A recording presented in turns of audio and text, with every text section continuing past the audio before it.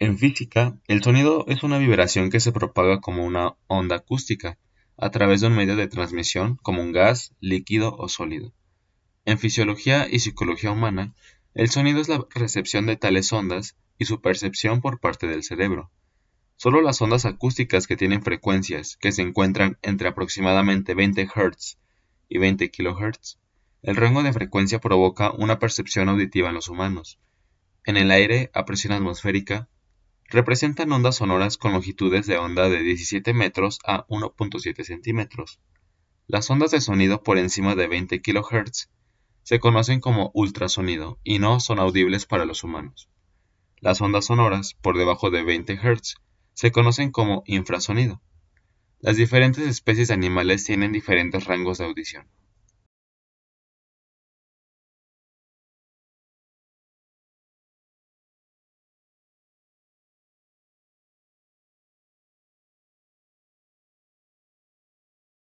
La intensidad del sonido es la propiedad que permite diferenciar entre sonidos fuertes y débiles. Está relacionada con la intensidad acústica de la onda sonora correspondiente, que es la magnitud que nos da una idea de la cantidad de energía que está fluyendo por el medio como consecuencia de la propagación de la onda. También se define como la energía que atraviesa una unidad de superficie dispuesta perpendicularmente a la dirección de propagación por segundo, aunque suele expresarse como potencia por unidad de superficie. El tono es la cualidad del sonido mediante la cual el oído le asigna un lugar en la escala musical, permitiendo distinguir entre sonidos graves y agudos. La magnitud física que está asociada al tono es la frecuencia de los graves que corresponden a frecuencias bajas, mientras que los agudos corresponden a frecuencias más altas. El oído humano es sensible únicamente a aquellas ondas cuya frecuencia está comprendida entre los 20 Hz y los 20.000 Hz. La duración es el tiempo durante el cual se mantiene un sonido. Así decimos que podemos escuchar sonidos largos o cortos. Se puede medir en segundos, aunque también se la relaciona con la longitud de onda, que indica la distancia entre dos puntos consecutivos que se hallan en el mismo estado de vibración, medido en metros, en el mismo tiempo.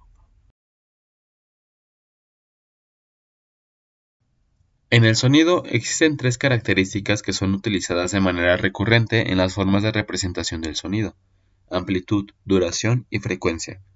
La representación gráfica del sonido consiste en expresar un tipo de relación específica entre estas características.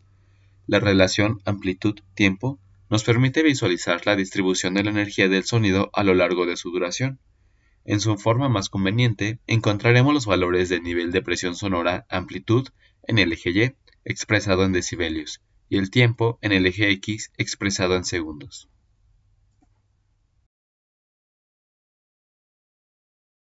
Para iniciar, debemos tener claro, ¿qué es un filtro en los softwares de edición de audio? Bueno, tienen mucha utilidad, ya que es una herramienta que nos ayudará a pasar solamente aquellas bandas de frecuencia que nosotros queramos. También podemos entenderlo como un proceso que reduce el rango dinámico de la grabación, bajando el nivel de las partes más ruidosas, lo que significa que las partes ruidosas y las silenciosas están ahora más cerca en volumen y las variaciones naturales de volumen son menos obvias. Tenemos 7 tipos de filtros: filtro low cut, que corta los graves de manera abrupta; el filtro high cut, que corta los agudos; filtro shelf, sube y baja el rango de frecuencia desde los graves; filtro bell, selecciona y baja el rango de frecuencia indicado, enfatiza o atenúa una zona en torno a una frecuencia central; el filtro notch, corta la frecuencia específica de manera radical. Los cortes que se logran con ese filtro son muy angostos. El filtro low shelf, realza o atenúa por debajo de la frecuencia establecida; y el filtro high shelf, que realza o atenúa por encima de la frecuencia establecida. Un compresor es un efecto utilizado para reducir el rango dinámico, la diferencia de volumen entre alto y bajo al comprimir el sonido. Los tres parámetros principales de un compresor son el threshold, el volumen al que opera el compresor; ratio, la tasa de compresión; y output gain, el aumento de volumen. El threshold determina el volumen de destino y cualquier sonido que sea más alto que eso reduce en volumen, de acuerdo con la tasa de compresión establecida por el ratio. El volumen final se puede ajustar según sea necesario utilizando el output gain. Explicaré los distintos parámetros que tiene esta herramienta. Ratio. Esta perilla establece la relación de compresión entre la entrada y la salida. Ataque. Esta perilla establece cuánto tiempo lleva a alcanzar la compresión máxima después de que la señal supera el umbral. Release. Esta perilla establece cuánto tiempo tarda la compresión en detenerse después de que la señal haya caído por debajo del umbral. Automático. Cuando esta opción está activada, los tiempos de ataque y liberación se ajustan automáticamente en función de la señal de audio entrante. Umbral. Establece el nivel de entrada en el que comenzará la compresión. GR. Este medidor muestra la cantidad de reducción de ganancia aplicada por el compresor. Salida. Esta perilla establece la cantidad de ganancia aplicada a la señal después de la compresión. Look ahead. Este control establece la cantidad de tiempo que se retrasará la señal de entrada. Liberación lineal de registro. Ese control alterna la liberación de compresión entre lineal y logarítmica. Maquillaje.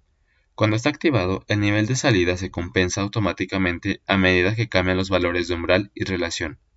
Hay tres tipos de modos. El pico. Cuando se selecciona, el compresor responde a picos cortos dentro de la señal. RMS. Cuando se selecciona, el compresor responde con menos sensibilidad a los picos cortos. Expandir. Cuando se selecciona, el compresor actúa como un expansor ascendente. La perilla Dry Width ajusta el balance entre las señales comprimidas y sin comprimir.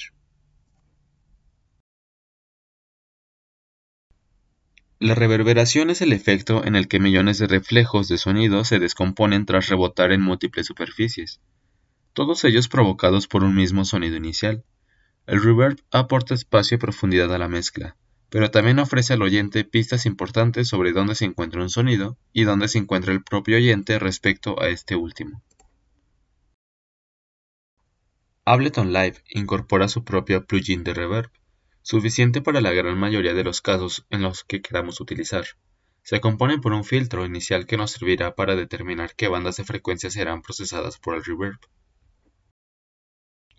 De manera general, explicaré los parámetros básicos de esta herramienta, ya que existen muchos tipos de plugin de reverb en Ableton y en distintos programas de producción musical. Type.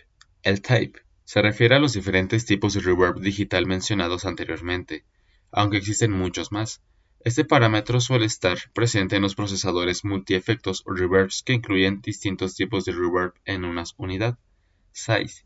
También conocido como depth o room size, tamaño de la habitación, el size indica las dimensiones de la habitación en la que sitúas tu sonido con tu efecto de reverb. Cuando más amplia sea la habitación, más largas serán las reverberaciones. Decay.